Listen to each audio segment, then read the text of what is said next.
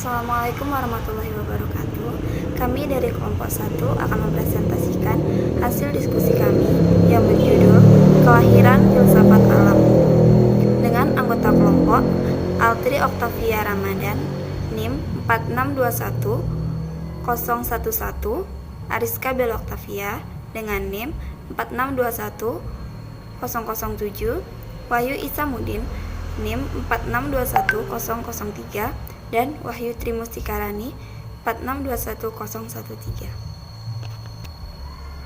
Baiklah, materi yang pertama akan dibacakan oleh Wahyu Isamuddin. Kepada Wahyu Isamuddin, disilahkan. Assalamualaikum warahmatullahi wabarakatuh. Saya Wahyu Isamuddin dengan NIM 4621003 akan menjelaskan materi yang bagian filsafat alam sebagai etimologi. Baik, filsafat alam sebagai etimologi bagi orang Yunani. Yang dimaksud dengan alam yaitu phasis adalah kenyataan hayati dan kenyataan jasmani.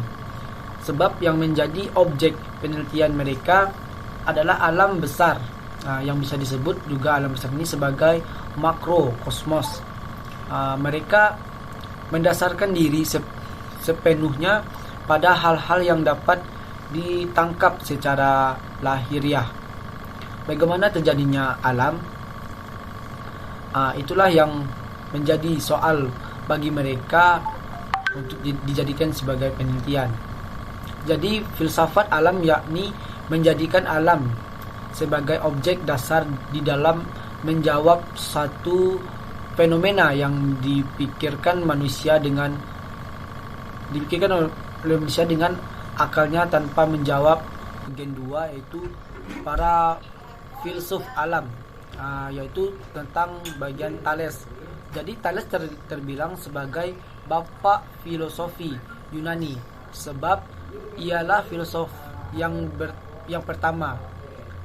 Ia juga tak pernah meninggalkan pelajaran yang disukainya sendiri.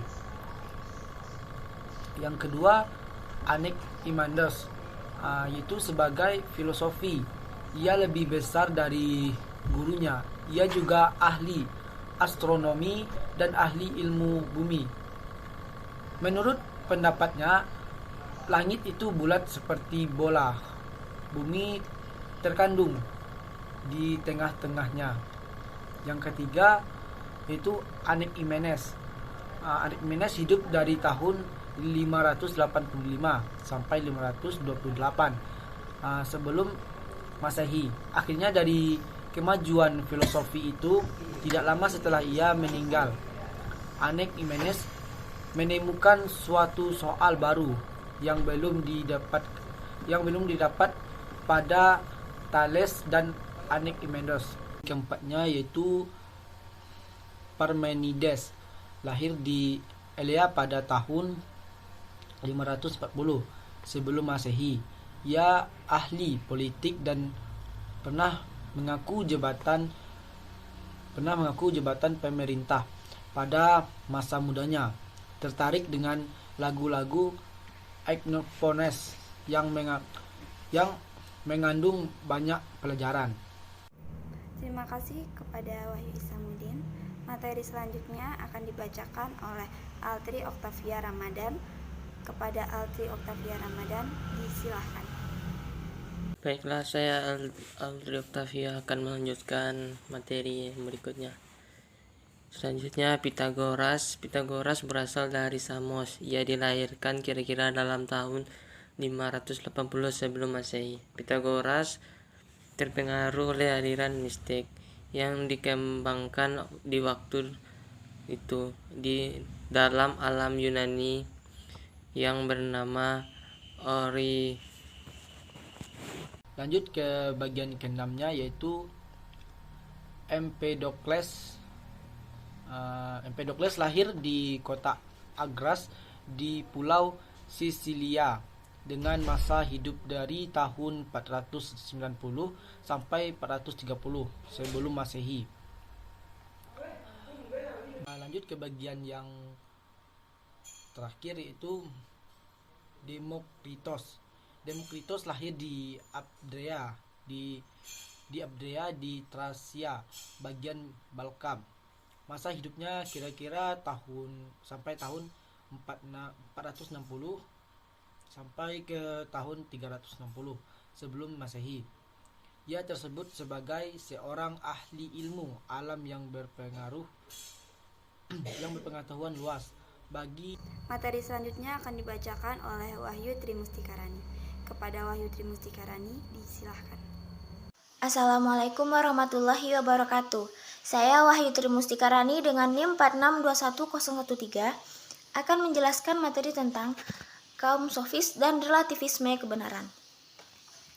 Yang pertama, kaum sofis. Secara masif di abad yang kelima sebelum Masehi di Athena ditandai oleh ajaran kaum sofis yang mengatakan bahwa ajaran moral dan hukum hanyalah konvensi masyarakat belaka. Kaum sofis muncul bersamaan dengan masa kejayaan Athena setelah menang 2 kali di medan perang melawan Persia. Kehadiran sofisme pada satu sisi dapat dilihat sebagai cikal bakal sistem pendidikan modern.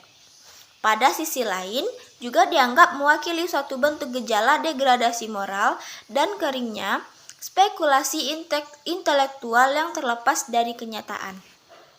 Yang kedua, relativisme dan kebenaran.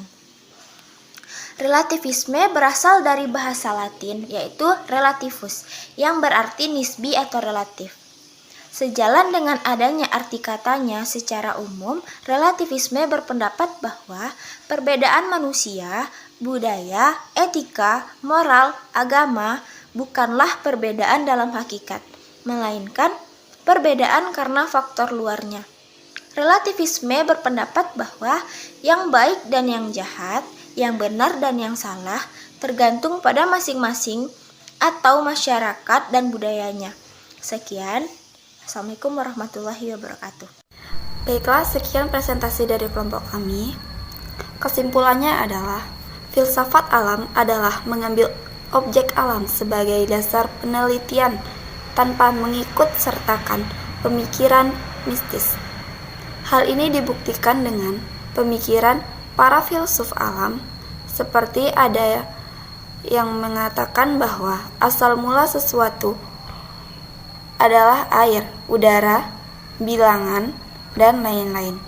Kaum sofis secara masif di abad ke-5 sebelum Masehi di Athena ditandai oleh ajaran kaum sofis yang mengatakan bahwa ajaran moral dan hukum hanyalah konvensi masyarakat belaka.